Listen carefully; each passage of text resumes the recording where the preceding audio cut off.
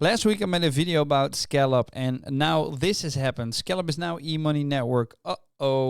Yesterday they have announced that Scallop is rebranded to e-money network, and in this video I'm going to tell you all about their AMA that they have held yesterday, and I'm going to tell you why they have rebranded. Right, so let's go to their new website. It's very sleek. I'm not going to take you through it because this video is just about the AMA and this is for a great background purpose. Right, so the first thing they talked about is that they want to bring crypto to mainstream use in a safe manner. So the journey has been long and big for them, and they've divided it in separate modules. So they've got the banking module, crypto module, chain module, and so on. And now everything will be combined in one product. And what's important to know is that Scallop still exists. It's the parent company of the e-money network. So Scallop holds all the licenses that I will talk about in a minute.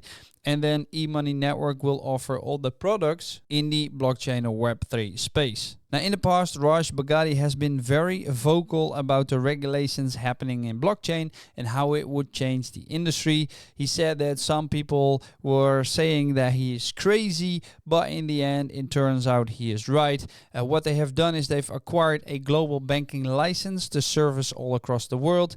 An announcement will follow in the next couple of days, and this license will allow them to issue e-bond services on the blockchain, and that's very, very huge because of the following. MiCA is the new crypto law, and that is coming on June 30th, and that means that in Europe everybody has to comply and all the stable coins will be fully regulated, and that means that everybody, so all the exchanges, need to support euros or other e-money tokens. Now I'm going to talk about e-money tokens and the e-money network because the e-money network has the e-money coin, so not the token. So e-money tokens, the difference between those two is that the tokens are the new word. So the e-money tokens are the new word for the stable coins, and then the e-money coin is what they are going to use for the network. And because of those licenses, Scallop is now aligned to do this through e-money network. Now what he said as well is that e-money tokens will be the next big thing, not just in Europe. Even more regulators are taking this over.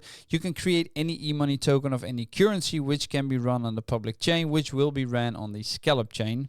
Now OKX, that's an exchange, is the first one that came out that they have removed the pairs, and this is very, very important, of USDT. So right now, if you go to BTC, you can only exchange BTC in Euro or BTC in USDC. So no longer can you exchange your tokens to USDT because only the Euro and USDC are allowed in Europe right now. So in the past few months, what Scallop has done is figuring out what to do with these new regulations. Now MiCA stands for Markets in Crypto Assets Regulation, and what it basically means, it's a framework within Europe that decides how crypto is being regulated, who will regulate them, and what the requirements are for a company to offer crypto services. So it's a very important step. It has to do with the fact that in the past we saw the lunar crash, we saw the Three Arrows Capital crash, or the bankruptcy of it, that is. And then afterwards people were like, we can't go on like this, you know, it needs to be regulated. And then the European Union had all kinds of discussions about it, and then they came up with the MiCA in Europe. So that's going to make sure that your money and my money and everybody their money in crypto is a lot more safer from rug pulls and other shady types of things, you know? So what they've done is they've rebranded from Scallop to e-money network, and it's the only network in the world that is able to create e-money tokens as per the MiCA regulations. Now exchanges can add e-money network into their custody, and then they can support euros, pounds, dollars as an e-money token.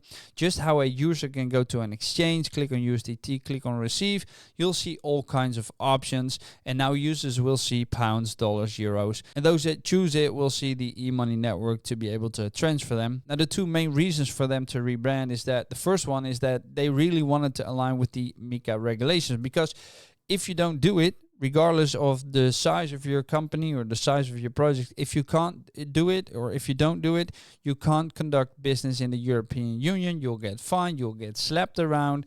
So they had to figure out how to do it, so they did. And right now they're the only network so far that is officially allowed to call a creator service provider and payment provider as well. So they secured a global-based banking service licenses, And like I said, Scallop remains the license holder, and then eMoney Network is going to offer all the products. And then Raj went on to talk about the tokenized real world assets, right? Scallop or eMoney Network is not a layer 1, but they are a network. And he said that a lot of people are trying to build tokenized RWAs. However, it's not as easy to do, especially in regards to the peg of it. You know, you can't just go and buy a Tesla share with a wallet. You need a broker like eToro, and there's a process for you in order to get a share of that company. Now, the same goes with this. You can't just have a random guy saying that he's going to offer tokenized RWA and then claim by doing it one way or the other. You know, there's only one way to do this, which is you have to do it the same way in Web 3 as you do it in Web 2. So that means you need to have regulations in place and you need to comply with those regulations. And if you want to learn more about that, in the AMA, it's around the 16-minute mark. It's very technical what he explained. So due to the time constraints of this video, I won't go into detail. So be sure to check it out. It's around the 16-minute mark if you wanted to learn more about it. Now, he said that they're an infrastructure play right now. So they have a lot of partners and projects on it. And the way they are moving forward is that they won't be bringing DevNet, but they're going to bring the beta mainnet straight away. So that's the place where eMoney Network will go live directly into the exchanges, as I explained a minute ago. And that's one of the reasons why they started to rebrand themselves. Now, everything else will be rebranded as well. The Scallop token, for instance, will become a coin. And this is the eMoney coin. And if you hold Scallop tokens, those will be transferred one-on-one to the EMYC. So that's the new ticker. So the EMYC, or the eMoney Network coin. And that also means that exchanges are pretty much obliged to add the eMoney Network because they have to support the eMoney tokens. Now then, the fun part happened in the AMA. He was talking about how next week eMoney Network will be presented. You will see how it looks. You can get your wallets, IBANs, etc. It's all in testnet, but you can have an idea on how it looks. And after a couple of weeks, that beta mainnet will go live. Now, the use of testnet, and that's a very important thing, or a very important step, that will get you tokens, or that will get you points. So that means that if you use that testnet, if you make transfers, if you open up wallets, if you just play around with it, you can gather points, and those points will eventually turn or be swapped into EMYC coins. Now, what's important to know, I can't give you the details in this video how the swap goes or how many points you will get or need for a certain amount of coins. So that's something to take into consideration. Be sure to follow all their socials. Be sure to subscribe to my channel as well to get the latest news. Because the last thing you want to do is do a lot of work or play around with something and then it ends up giving you very little benefits, if that makes sense. We had a lot of airdrops lately that didn't go as planned. There's some on the Solana ecosystem, for instance. There were many influencers talking about it. There were many people on Twitter talking about it or showing how to get those airdrops or to be eligible for those airdrops.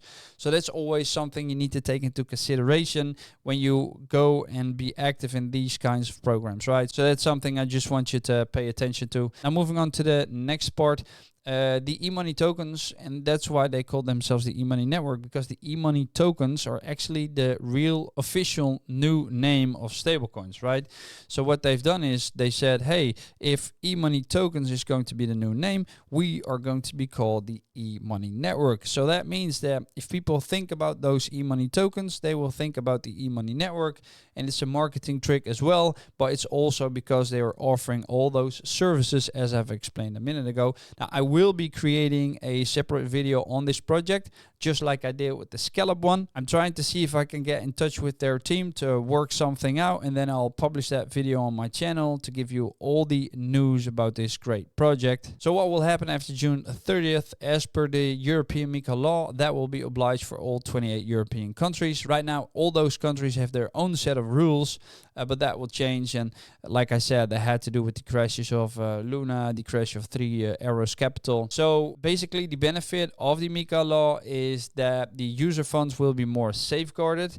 And if you don't feel safe about your funds somewhere, you need to be able to withdraw them. So that's one thing. And then the other thing is transparency. They need to be open about the peg. So what is the token pegged to? They have to show proof of funds. Maybe a while ago, after all that stuff happened with BlockFi, FTX and stuff, you saw exchanges like Crypto.com giving out explanations or giving out certain information about user funds and what they held in custody so that everybody could see if they were liquid or not. And how all of this works can be heard around the 32-minute mark. So if you want to learn more about it, be sure to check that out. So the 32-minute mark. Now, the final thing they talked about before they went to the questions is they also want to become a payment provider where people can download ePay and then you can request your funds in crypto, cash, and so on. It's basically, we've got a program here as well. It's called a Tiki, for instance. I can send someone a Tiki and then they can pay me. So if we go out for dinner, we split the bill, or we do something else, we book a holiday and we have to split the bills and stuff, you can use a program like that. Well, ePay is going to be the same type of program, but then you can get crypto as well. The cards can be used to spend crypto as well. It's all part of the Scallop ecosystem, and it's all, you know, going to be presented in the next couple of weeks.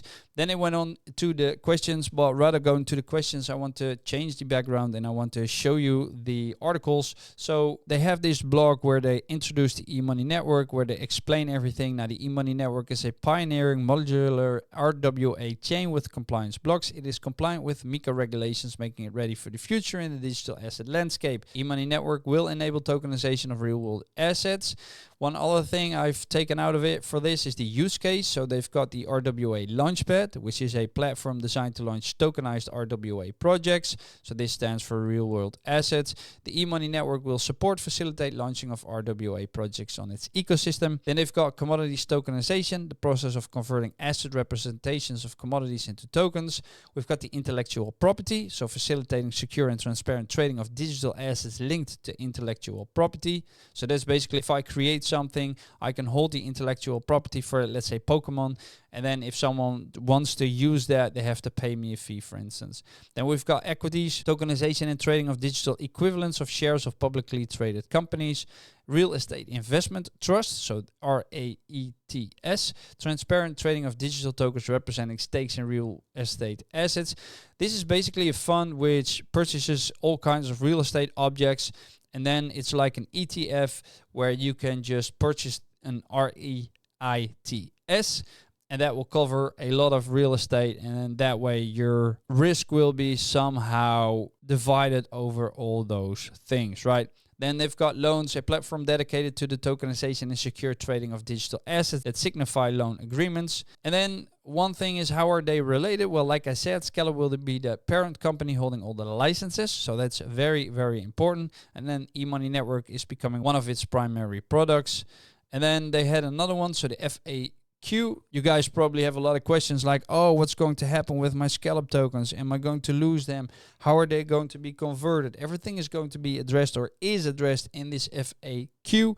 How do I convert? Well, updates on the conversion process will be provided soon on our official channels. We appreciate your patience. What he did say, he said something like tokens, and what I've read in the Telegram as well, is tokens on exchanges, on your MetaMask, for instance, they are going to take snapshots. Those snapshots also will be taken in regards of using the testnet. So the more you use, or the more Scallop tokens you have, so if you increase your tokens, then that will lead to a bigger airdrop. And you can hear all about it in the AMA, but like I said, most of the information will still come. They've just announced the rebranding yesterday, and then everything else will be, explained in the next couple of weeks.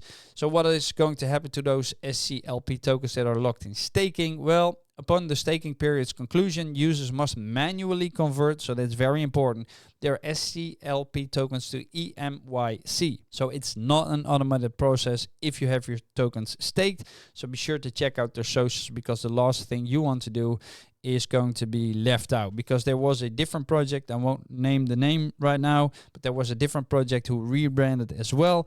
It was actually active in the same space, and what has happened is, at the beginning you would get a 1-to-10 conversion, and then later down the line it became a 1-to-6 conversion. So that means if you waited for like 3 months, I believe, you would get less tokens than when you would have done it right at the beginning. So that's very important to take into consideration.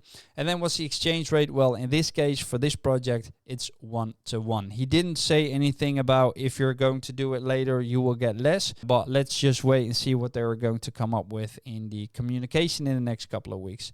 Now, why is there an increase in supply? Because that was a question in the AMA as well by someone. And the supply of the EMYC coin is increased to cater to the needs of validators, facilitate airdrops, and support grants. But what he said as well, because preferably you don't want something like this to happen, but he did explain it fairly good in my opinion. And one of the things to know is that every transaction that is happening, a few tokens will be burned. So there's not a tax on the token. So it's not like a 5 or 10% tax like you see with meme tokens, for instance, but a certain percentage of the transaction, the tokens will be burned, which means that it's deflationary, which is a good thing and would basically counteract some of this, right? So that's everything there is to know about this AMA. Obviously, if you want to learn the details and the technical details, and if you want to hear all the questions that have been asked and the answers given, be sure to check out that AMA. But like I said, there were a lot of technical difficulties, so that made it a little bit hard to listen to. So subscribe to my channel if you found this video useful. I hope to see you guys in the next video, and I'll see you guys then. Doei!